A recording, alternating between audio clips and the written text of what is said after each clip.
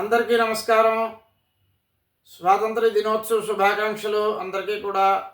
నేను మీ పొదులపర్తి శివ. ఈరోజు రామచంద్రమూర్తి గురించి తార చెప్పినటువంటి వాలితోటి తార చెప్పినటువంటి శ్రీమద్ రామాయణంలో వాల్మీకి మహర్షి చేత రచింపబడినటువంటి శ్లోకాన్ని నేను మీకు వినిపిస్తున్నాను. అప్పుడే యుద్ధం చేసి ఓడిపోయినటువంటి సుగ్రీవుడు తిరిగి మళ్ళీ యుద్ధానికి పిలిచినప్పుడు తార అనుమానించి వాలికి హితోపదేశం చేస్తుంది. నీ సోదరుడు చారుల ద్వారా విన్న వార్త ఏంటంటే ఇరువురు దేవతాంశతో ఉన్నటువంటి వారు, దివ్యాయుధములను కలిగినటువంటి వారితోటి చెలిమి చేసుకున్నట్ట, వారి యొక్క అండదండలు తోటి నీ సోదరుడు మళ్ళీ ఇప్పుడే ఓడిపోయినా కూడా మళ్ళీ యుద్ధానికి పిలిచాడు అంటే ఒక్క మారు ఆలోచించండి.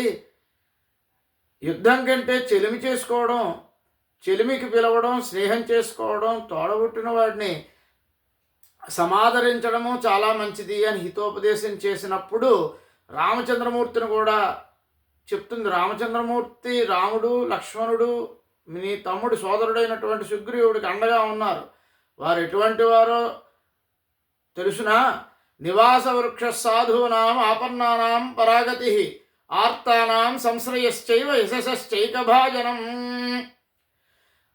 నివాస వృక్ష సాధూనాం, సాధువులకు, ఆపన్నులకు వృక్షం ఏ విధంగా అయితే నివాసం అవుతుందో, చెట్టు దగ్గరికి ఎవ్వరు వెళ్ళినప్పటికీ నీడనిస్తుందో అలాంటి నీడనిచ్చేవాడే రామచంద్రమూర్తి. అతను నీడన ఉన్నాడు నీ తమ్ముడు సోదరుడు సుగ్రీవుడు. ఆపన్నానాం పరాగతి, గతి అంటే ఒడ్డు, పరాగతి మరో ఒడ్డు, మరో దారి, ఆపదలో ఉన్న వారికి మరో త్రోవ, మరో వెలుగు. ఆర్తానాం సంశ్రయశ్చైవ, ఆర్తులకు, దీనులకు శరణు వేడినటువంటి వారికి ఆర్తానాం సంశ్రయశ్చైవ ఆశ్రయం. అన్నింటికంటే గొప్పదేంటో తెలుసునా? యశశ్చైక భాజనం. భాజనం అంటే చిరునామా.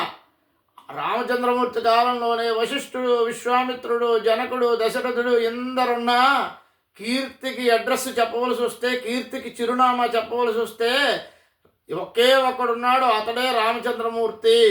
కాబట్టి అతని అండదండలో, అతని స్నేహజాన్లో, అతని అడుగుజాడల్లో ఉన్నటువంటి మీ సోదరుణ్ణి యుద్ధానికి ఆహ్వానించినటువంటి మీ సోదరుడితోటి ఇప్పుడు యుద్ధానికి వెళ్ళవద్దు అని చెప్తూ ఉన్నటువంటి సందర్భంలోని వాల్మీకి మహర్షి రచించినటువంటి అత్యద్భుతమైన తరళాయమానమైన ఒకటాయమానమైనటువంటి ఈ శ్లోకం. అందరూ కూడా ఈ శ్లోకాన్ని పఠించవలసినటువంటి శ్లోకము, జ్ఞప్తిని ఉంచుకోవలసినటువంటి శ్లోకం.